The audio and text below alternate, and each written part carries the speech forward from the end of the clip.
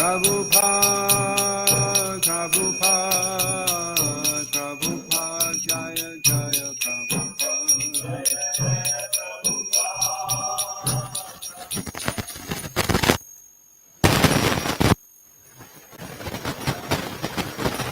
Prabhupada, Prabhupada, Prabhupada,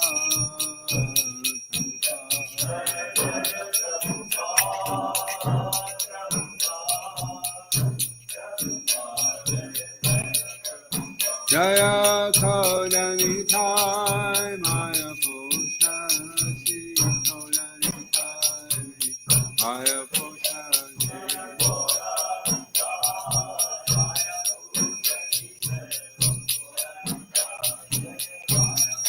Jaya Kodanitai Maya Poshashi Kodanitai Jaya Maya Poshashi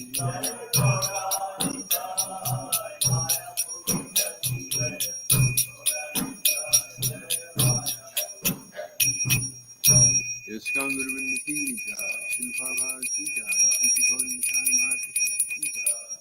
Go to Premanandi, Haribo.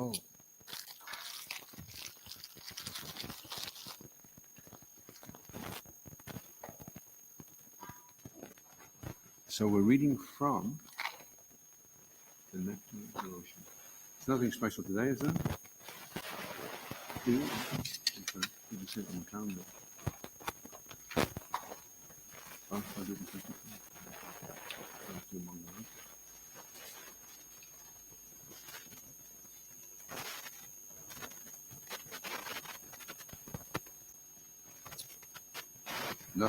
Nothing on this one. Shishikona Dai Mai Bashashiki. Go to your calendar, doesn't say anything. Tomorrow is today, but it's Tuesday.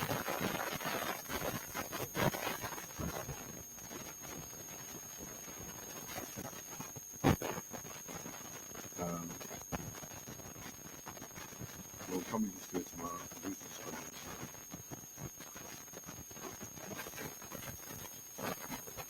Hare Krishna, Hare Krishna.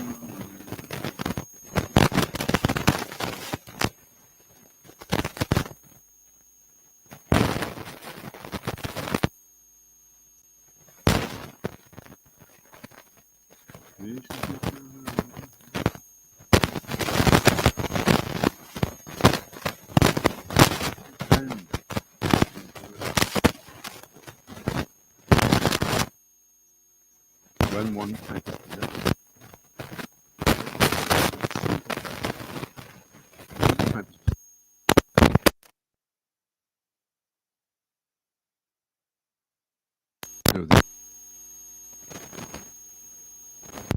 Krishna is both. He can deliver all and at the same time. And in this connection, Yura, while trying to detach his elder brother Dhritarashtra from his familial attachment, said, "My dear brother, you just fix your mind on the lotus feet of Krishna, who is worshipped with beautiful erudite verses by great sages and saintly persons. Krishna is the supreme deliverer among all deliverers. Undoubtedly, there are great demigods like Lord Shiva and Lord Brahma, but their positions as deliverers depend always upon the mercy of Krishna. Therefore, Vidura advised his elder brother Dhritarashtra to concentrate his mind and worship only Krishna. If one simply chants the holy name of Krishna, this holy name will rise within one's heart like the powerful sun and will immediately dissipate all the darkness of ignorance. Vidura advised Dhritarashtra to therefore think always of Krishna, so that the volumes of contaminations due to sinful activities would be washed off immediately. In Bhagavad Gita also, Krishna is addressed by Arjuna as Param Brahma Param Dharma Pavitram, the Supreme Pure. There are many other instances exhibiting Krishna's supreme purity. Srila Rupa Goswami Prabhupada ki jai. So reading from 7th Canto, Srimad Bhagavatam, section Ideal Life. Om Namo Bhagavate Vasudevaya. Om Namo Bhagavate Vasudevaya. Om Namo Bhagavate Vasudevaya. So this is text 35. Devashi Ahatsu Vai Satsu Devashahatsu Vai Satsu Tatra Brahmatmajatishu Tatra Brahmatmajatishu Rajan Yad Agra Pujayam Rajan Yad Agra Pujayam Mata Patra Yachuyuta Mata Patra Yachuta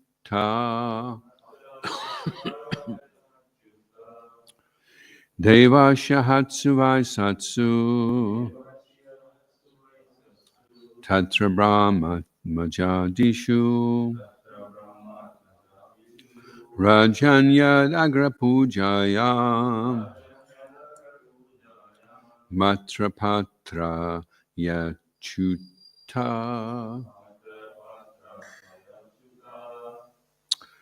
Deva Shahatsu Vaisatsu Tatra Brahma Majadishu Rajanyadagra Pujayam Mataha Patra Yachuta Bolo.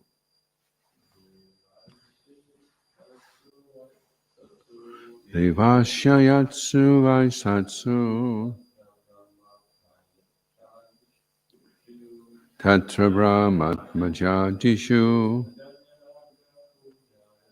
Yadana Yaga Pujayam Matapatra Yachachuta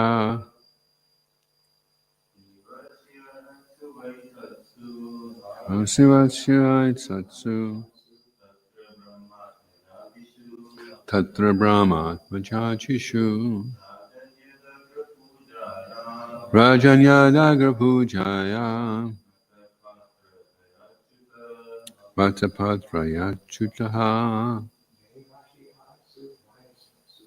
Devashihatsu Vaisatsu Tatra Brahmatmajadishu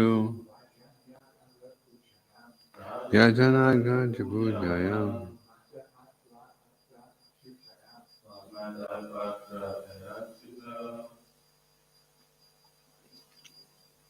Devashi.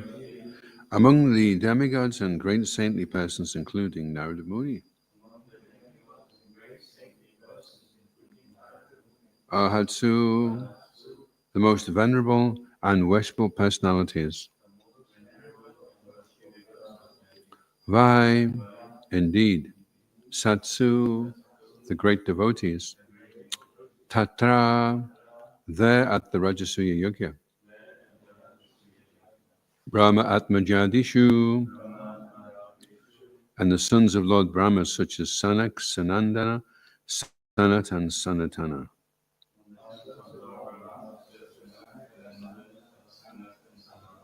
Rajan, O king, Yat, from whom? Agrapujayam, the first to be worshipped. Mataha, decision. Patrayaya, selected as the best person to preside over the Rajasuya Yogya.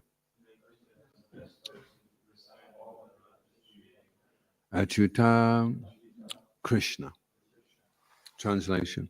O King Yudhisthira, the demigods, many great sages and saints, including even the 4 sons of Lord Brahma, and I myself were present at your Rajasuya sacrificial ceremony.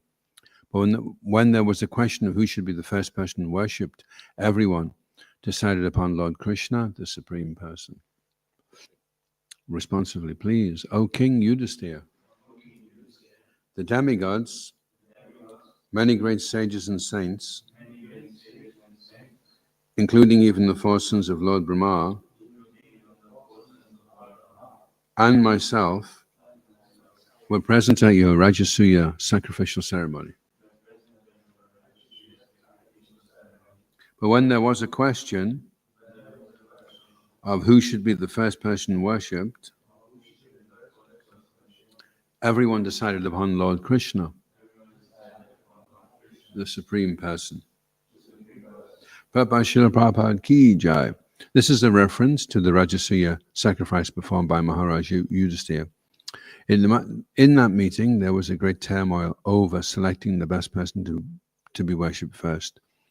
Everyone decided to worship Sri Krishna. The only protest came from Shishupal, and because of his vehement opposition, he was killed by the Supreme Personality of Godhead.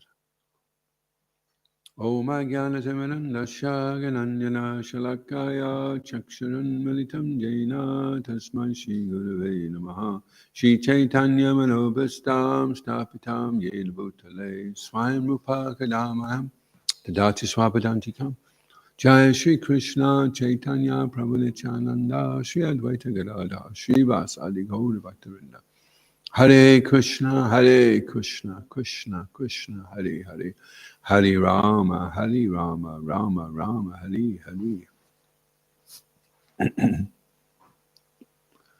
So, the Rajasuya sacrifice, I'm just reading about that right now. That was advised by Uddhava because Jarasandha was causing a lot of problems, and they wanted to do 2 things at the same time, the Rajasuya Yajna, and they knew that Jarasandha wouldn't comply, because before you do the Rajasuya Yajna, you go around all the kings and you ask them to pay tribute. And if they pay the tribute, then that can be used for the Rajasuya Yajna. But if there's a fight, if they don't want to, then there's a fight, and then they're defeated. So that's the 4 brothers were sent in 4 directions by Yudhisthira to conquer them. And the only problem they had was with Jarasandha. So the easiest, simplest way to do that was for Arjuna, Krishna, and Bhimasena to go dressed as Brahmins and then beg for the charity of being able to fight him. And then they released how many thousands of kings was it? 20,000. Jarasandha was keeping them in a cave behind a massive rock. So he was killed. His son was put in his place, and the son of Jarasandha. Anyway, he was the one. He was designated to be the next leader. Then the kings were released, and Krishna didn't want the kingdom. So, and then there was a little commotion after the Rajasuya sacrifice was performed, and Shishupal did not want Krishna. He had a few cronies as well that also agreed with him, and they didn't want Krishna to be worshipped as the supreme topmost person.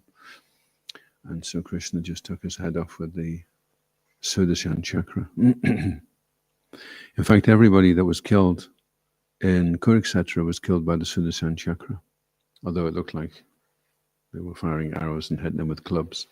But at the end they were asking who actually was the hero of the whole battle. And a head up on a tree, Baribal, he said, it was actually Krishna, although it looked like it was Arjuna's arrows. It was actually the chakra that was coming in and killing everybody. So, I'll read the next one.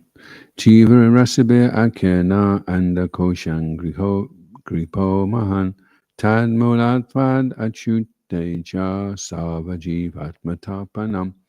The entire universe, which is full of living entities, is like a tree, whose root is the Supreme Personality of Godhead, Achyuta. Krishna. Therefore, simply by worshipping Lord Krishna, one can worship all living entities. In Bhagavad Gita, the Lord says, 10.8, Aham Savasya Prabhavo Mataha Savam Pravatate Iti Mapa Bhajante Mam Buddha Bhava Samanvita. I am the source of all spiritual and material worlds. Everything emanates from me. The wise who perfectly know this engage in my devotional service and worship me with all their hearts. People are very much anxious to give service to other living entities, especially to the poor. For although they have manufactured many ways to give such help, actually they are expert in killing the poor living entities. This sort of service or mercy is not recommended in the Vedic wisdom. As stated in a previous verse, it has been decided, niruktam, by expert saintly persons, that Krishna is the root of everything, and that worshipping Krishna is worshipping everyone.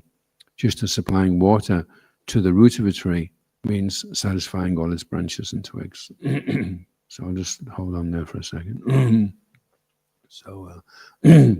We have a chaotic condition right now in the world because everyone is allowed to vote, and there are only a few that recognize that Krishna is the source and that he's to be worshipped. Now, they should be the ones that make the decisions, and then everything would be carried out nicely. Everything would be running very nicely. However, that is not the case. So you have people who are unqualified being voted in by people who are unqualified. And the majority of people in Kali Yuga are Shudras. So to be allowed the right to vote, then you would have to be able to come to a certain level of integrity and character. And then you could make discriminating decisions as to who should lead. And the person that would be leading his policies would be to protect the animals, and that the regulatory principles, to break them would be illegal, and only a certain amount of wealth could be kept by those that generated it, and the rest would have to be distributed. Does everyone know who Steve Bezos is? He's the head of Amazon. I think it's Steve. It's definitely Bezos. Oh, Jeff, yeah. Do you know how much he makes every year? £100 billion. So if it was a Vedic society and Jeff Bezos was making £100 billion, then they would say, okay, well, that needs to be distributed. You know, you keep whatever you need for the infrastructure of the business. Everyone gets paid nicely, and then the excess that can be used for parks and libraries and schools and health service, and giving old people warm fuel for warmth in the winter. That's your responsibility. You're in this country, so this country is your first priority, and you can only be allowed maybe £100,000 of that, because that's all you need to live. Any more than that will be excessive. It won't be good for you. And you don't just give it out to all your relatives. So you're generating all this income, but all this income is just coming from the people anyway. It's the people's money. It's not yours.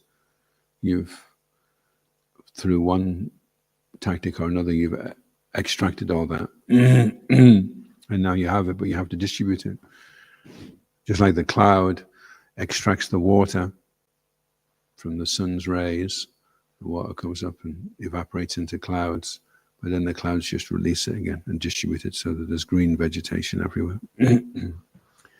Another point is that this universe is full of living entities from top to bottom on every planet. Jiva, Rasibhya, Akhina. Modern scientists and so-called scholars think that there are no living entities on planets other than this one. They've just officially admitted now that there is UFOs. They made that declaration. Recently, they have said that they have gone to the moon but did not find any living entities there. But Srimad Bhagavatam and the other Vedic literatures do not agree with this foolish conception. There are living entities everywhere. Not only one or two, but Jiva Rashibi, many millions of living entities. Does anyone know why why it is we can see craters on the moon? Is that what a heavenly housing scheme looks like? I mean, if you get a really strong telescope and you look at the surface of the moon, you don't see people walking around on it, or houses, or people lighting fires and cooking things. It looks like it's completely desolate. And don't they say the craters are from where meters have hit it and bounced off it and left meters, craters. So because we don't see any sign of life from here, then they think, well, even if we pretend to go, we can just say there's no life. That'll be easier as well, right? If you're going to mock something up, it's easier to do if there's nothing alive. Whereas if you accepted there was living things there, then you'd have to, and you didn't actually go, then you'd have to make these guys with little green things coming out the top of their heads in the studio. So easier just to say there's no life. It's easier to do that, to make a hoax. Anyway, what they actually are and whether we can see the life is another thing as well. Our bodies are predominantly made of earth. Lord Brahma's body is made of intelligence. Surya Deva's body is made of fire. So whether you'd be able to perceive of course, there's the middle earthly planetary system, not just the one Earth, but there's a band of planets that are in the middle planetary system. So all of them we would be able to see. And the lower planets, as you go up, the bodies get more subtle. So as you go down, they get more gross. I don't know what's more gross than the body made predominantly of earth.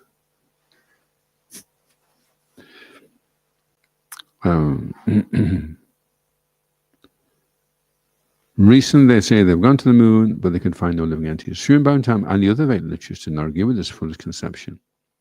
There are living entities everywhere, not only one or two, but Jiva Rasibi, many millions of living entities. Even on the sun, there are living entities, although it is a fiery planet.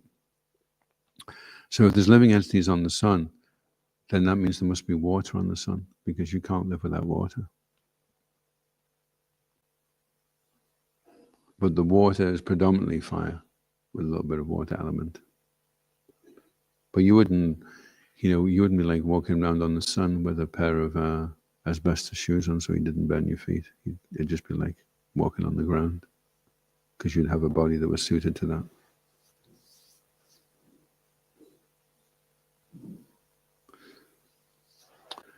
And I don't know whether the earth would look the same size as the sun from the sun. Well, the earth is much smaller than the sun, right? The chief living entity on the sun is called Vivishwan. Imam Vivashate Yogam Praktavam Aham Avyayam. All the different planets are filled with different types of living entities according to different living conditions. To suggest that only this planet is filled with living entities and that others are vacant is foolish. This betrays a lack of real knowledge. So also it says Shastra Chakshush, that one should see with the eyes of scripture, not with one's mundane eyes. So it's an example of seeing something that contradicts scripture. Jayananda.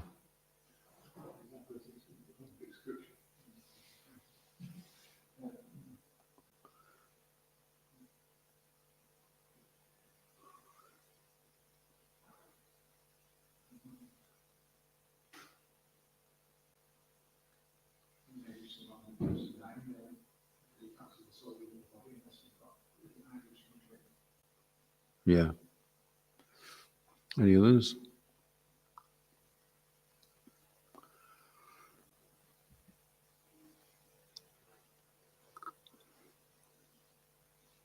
Shastra Chakshus means we see the moon and it looks like there's nothing on it, at least with our telescopes. If you went there, whether you see something else, I don't know. But at least from here anyway. But the scriptures say that there's life on it. So rather than go by what we can see with our imperfect senses, we accept that there must be life on the moon, a heavenly planet, where people live longer and they have a higher level of enjoyment. And the Shastra says that the moon glows because there's kusha grass covering the moon. And kusha grass glows, has a kind of nice silvery glow to it, kusha grass.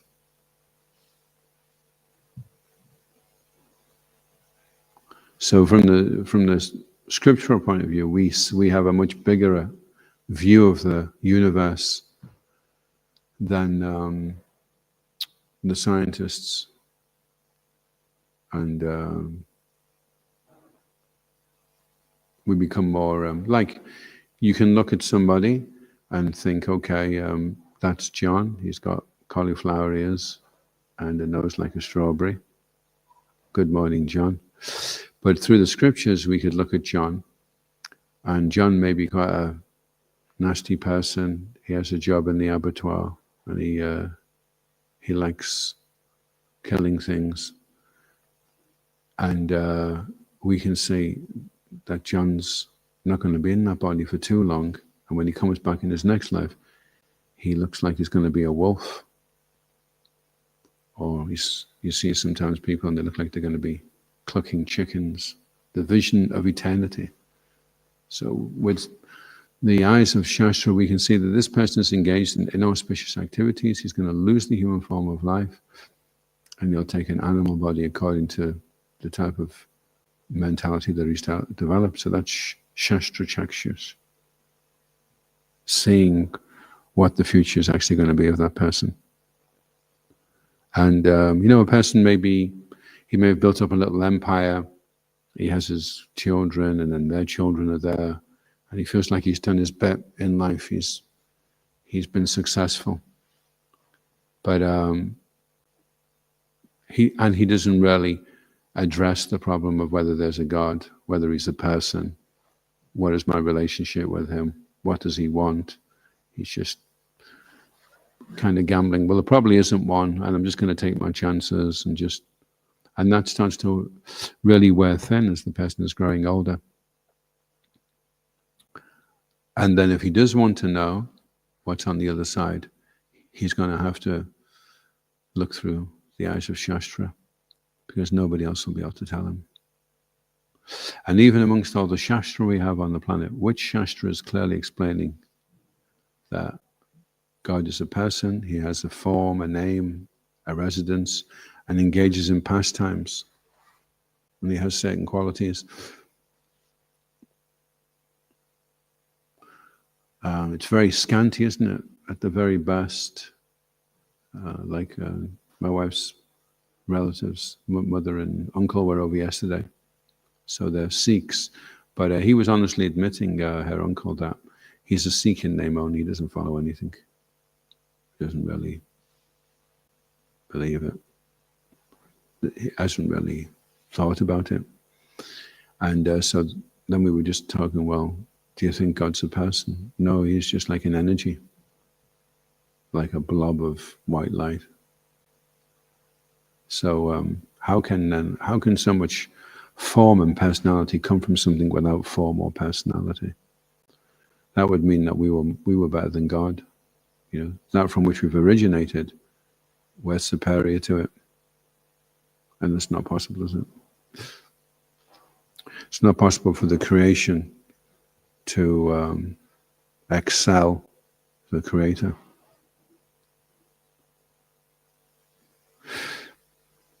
So these are important questions that should be addressed and not just left aside as I've got more important things to do right now, like make some money.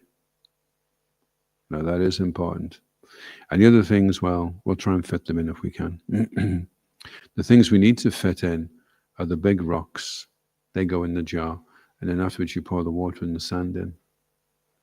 How to make money, everything else, you fit that in. But you have to get the rocks, and the important things are, is there a God? Who is he? What's my relationship with him? What does he want me to do? What does he not want me to do? They're the important things.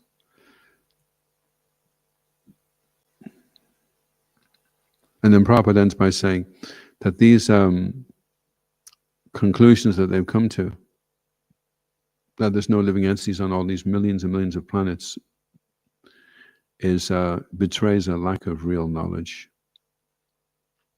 So betray is a heavy word. If you're teaching, if you don't know yourself and you're teaching as if you do, then it becomes a betrayal of trust. The child goes to the school with faith that the teacher knows more about life. But when the child puts his hand up and asks a question, rather than the teacher saying, well, actually, we don't know, we're just guessing, they present it as if it's actual knowledge. So then they're betrayed. Just like the animal is betrayed because it's brought up in an environment where it thinks it's going to be protected, food is provided, shelter is provided, and then one day it's a completely different story. So the animals are being betrayed. So then the living entities that take birth, they have to share that karma. So then they are betrayed.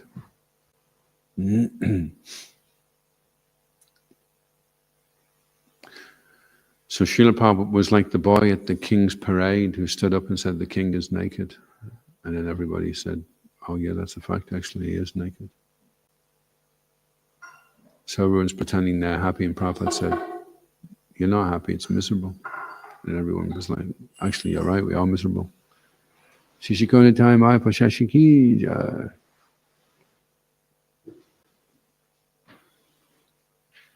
So I just, does anyone remember that point that Patri was making? He was giving a class the other day.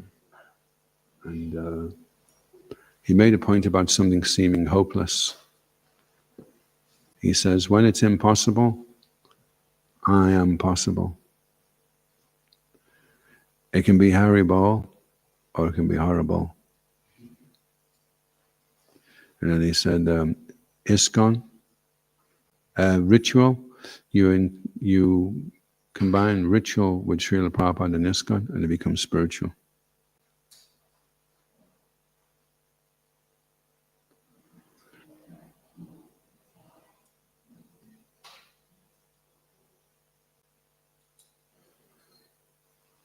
So he made one point. There was a few questions I wanted to ask him, but I didn't get a chance to ask him. So one point he made was, he says, when someone beats you, in our sampradaya, we offer them a flower.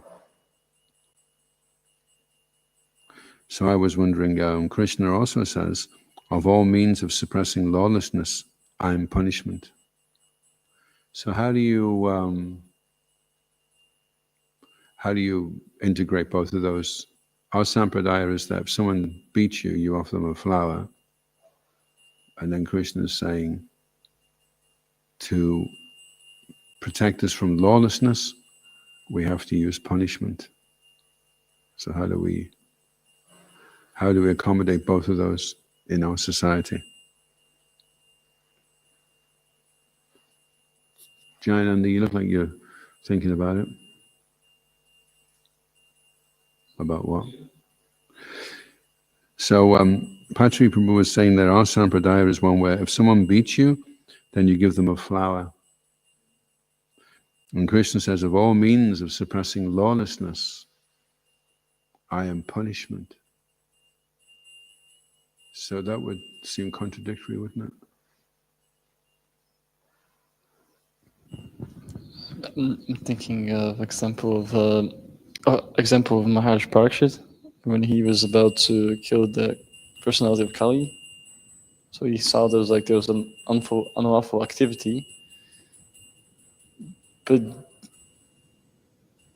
then at the same time, when he meets these sages, these saintly people in next to the Ganges, he's kind of like, I guess you have to. I think it depends on the time and circumstance as well, maybe as well. And Yeah, and also he did forgive Kali. He was going to kill him, and then when Kali begged for protection, then he considered, okay, so also Kali's under my protection as well, so I have to facilitate him, you know. So he was. If Kali hadn't have done that, he would have just killed him for what he'd done, you know, torturing a bull.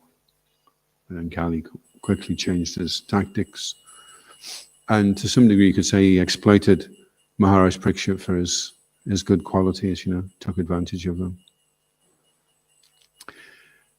So you have a very stern principle that if you to suppress lawlessness, otherwise, if we just emptied all the prisons now, if we just said, okay, look, let's forgive everybody, you know, I mean, they're all part and parcel of Krishna, and we're in the mode of pure goodness, so we can't have any resentment toward anyone. So just open the prison doors and let everybody out.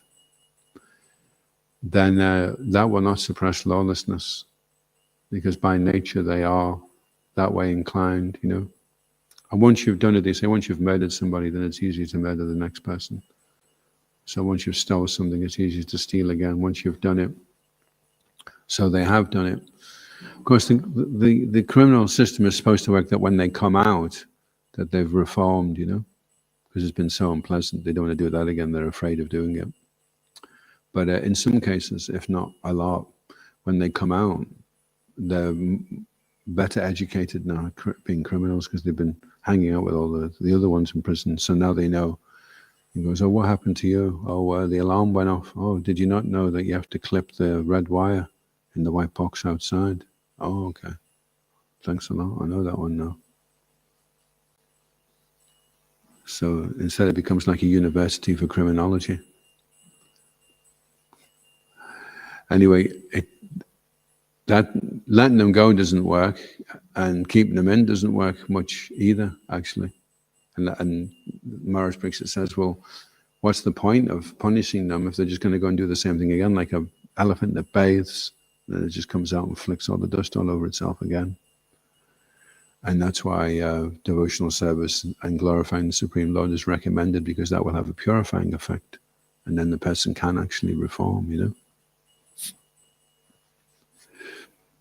And although in our sampradaya we do forgive, we don't forget. So we may offer the person a flower, but that doesn't mean that the person doesn't get punished. You may offer him a flower and then say, oh, I'm sorry, but you can't take advantage of these facilities. We like you, Hari Bol, you're part and parcel of Krishna, and you're into spiritual life, fantastic. But not in this institution. So you can forgive people and be nice to them, but at the same time, that doesn't mean that you're going to forget or that you're going to be foolish. You're wary of that person because of the influence that person can have. And it may be an influence which is detrimental to the well-being and expansion of the society. So that has to be taken into account, especially if you're a manager. What do you think, Jainanda?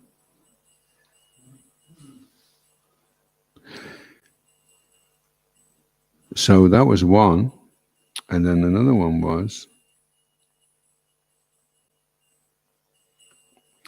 it is hopeless. This is the point he made. He said, it is hopeless, but I know that Lord Chaitanya has some plan.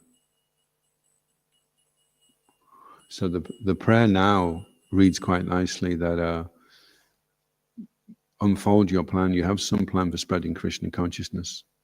Shiva Ramanuja was just saying, don't be too worried about the little blips in the 9,500 years to come.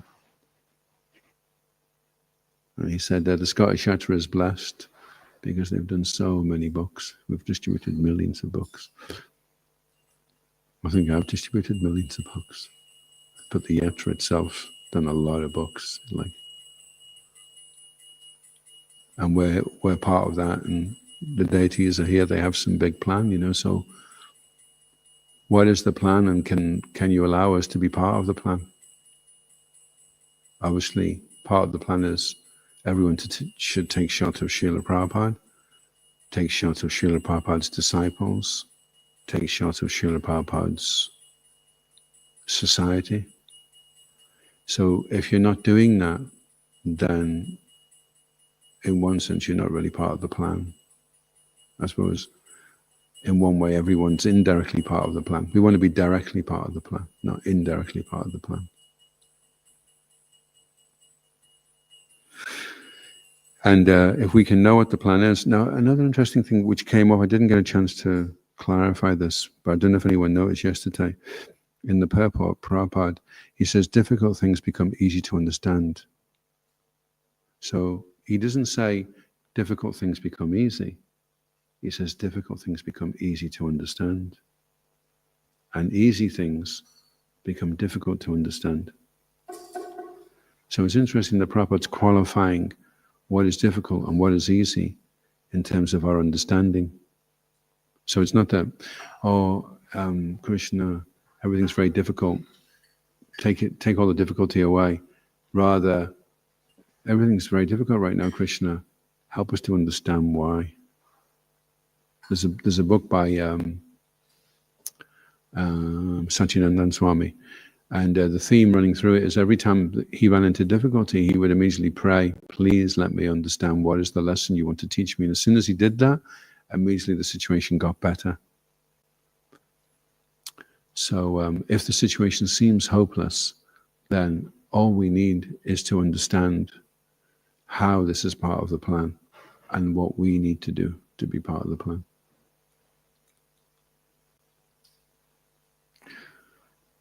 So difficult things become easy in the sense that they become easy to understand why they're difficult. Interesting, yeah? Interesting way of looking at it. Srila Prabhupada, the way he is analyzing it, it's very proactive. It's not reactive. The environment is like this, take this away, take that away, then everything will be great. No, the environment is like that, and these problems are there.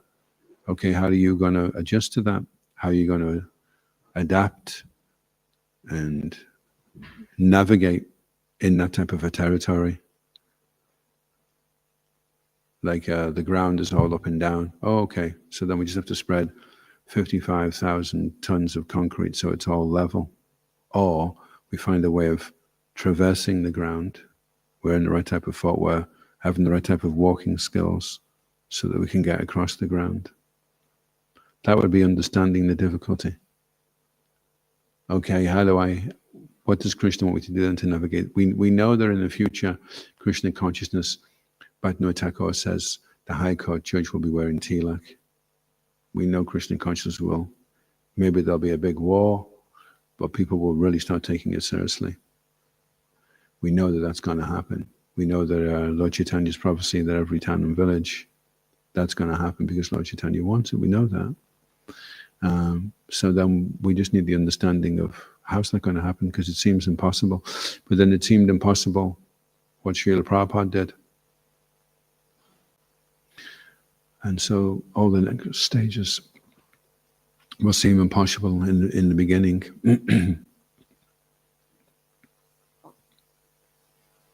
Then he said the secret of success is to understand the mood of the spiritual master. So for us, our Brijbasi is Srila Prabhupada, and we understand we're taking shelter of his disciples, but only those disciples who've understood the mood of Srila Prabhupada, those disciples that are connecting us to Srila Prabhupada, because Prabhupada is the founder Acharya. So if somebody is very Krishna conscious and he goes into ecstasies and he leads amazing kirtans and he gives nice classes and he knows 20,000 slokas, that's very, very nice. He's got a nice saffron dress on. That's very, very nice, very nice.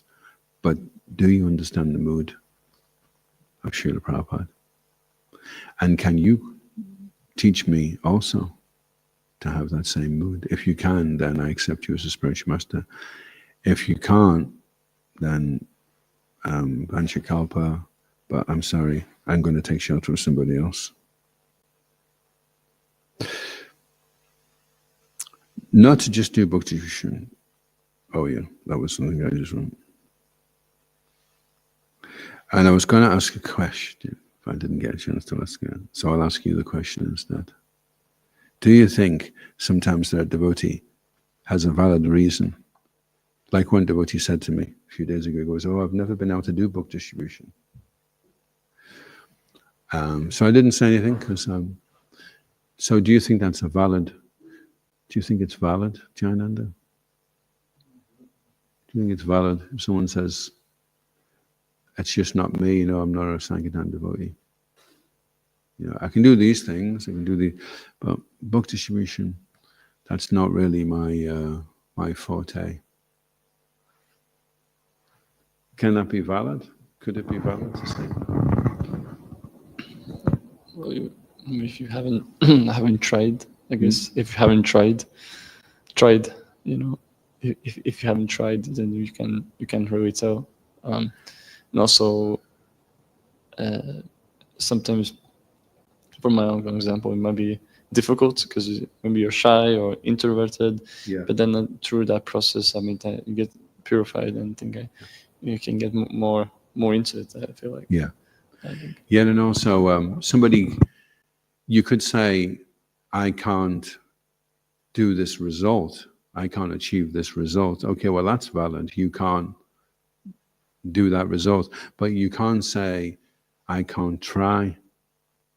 And that's what Krishna wants, actually. He doesn't want the result. He wants the endeavor. In this endeavor, there is no loss or diminution. He doesn't say in this result, there's no loss or diminution. What he wants is the endeavor. That's what Krishna is looking for.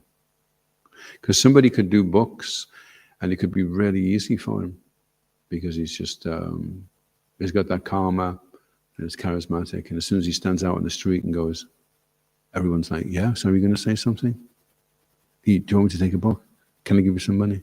Because people have just got that karma, And somebody else has got very difficult karma. So for him to distribute a book, it's very, very difficult. So he makes more advancement. He's making more of an endeavor. Of course, the other devotee, he may be really happy that he's doing it and he wants to increase. So he's also making an intense endeavor. But it's not necessarily that he is. And it's the endeavor which is important. It's the endeavor by which you make advancement toward Krishna. So it's not valid to say, "Oh, I'm not a book distributor." You could say, "I'm not a person that can collect a lot of Lakshmi or distribute a lot of books," and that's okay, that's accepted. But you can't say that I can't try. I'm just that type of person that can't try to do Sankirtan. Because everybody can. And the more unqualified, the lack of facility just facilitates more surrender.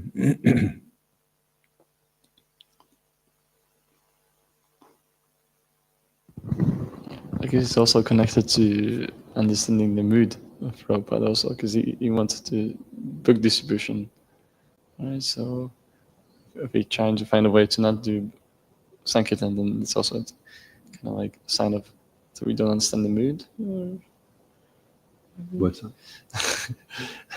It's like, I think it's also connected with understanding Prabhupada's mood.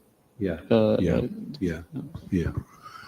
Yeah, because if anyone had a good excuse for not spreading Krishna consciousness, it was Srila Prabhupada, I mean, I can't imagine what it must be like when you're 70 and you go somewhere with nothing. I mean, we go out to do Sankirtan with books, with devotees, after the morning program, after Prashadam. There's so much we already have, Srila Prabhupada had nothing. So he was trying to show us that although it seemed hopeless, that's right, because that was the context that Patri Prabhu was saying, that Prabhupada even wrote down, "It is hopeless," for 1 year. So but what was the solution? To give up? It was just although it was hopeless, to continue on. And that's what gets Krishna. That's what captures Krishna's heart. That you're prepared to just continue on anyway, even though it seems hopeless, because you have that strong faith that everything will happen, because it's Lord Chaitanya's plan. It's not Lord Chaitanya's plan that everything's a complete failure. Otherwise, why would he have sent so many devotees, you know? Lord Chaitanya came with so many devotees, and after Lord Chaitanya, so many great Mahants, Mahabhagavats came after Srila Prabhupada, after Lord Chaitanya, to establish the spreading of Krishna consciousness. So why would it suddenly just stop now? So Lord Chaitanya's plan is not just this planetary system, it's the entire universe. He wants everyone to go back to Godhead, back to Goloka. Jai. Srila Prabhupada ki jai. ISKCON Guruvinda ki jai. Nitai Gaura Premanandi. Haribo. These guys, Adhoksaja Krishna Prabhu ki. Gaura Bhaktavinda ki jai.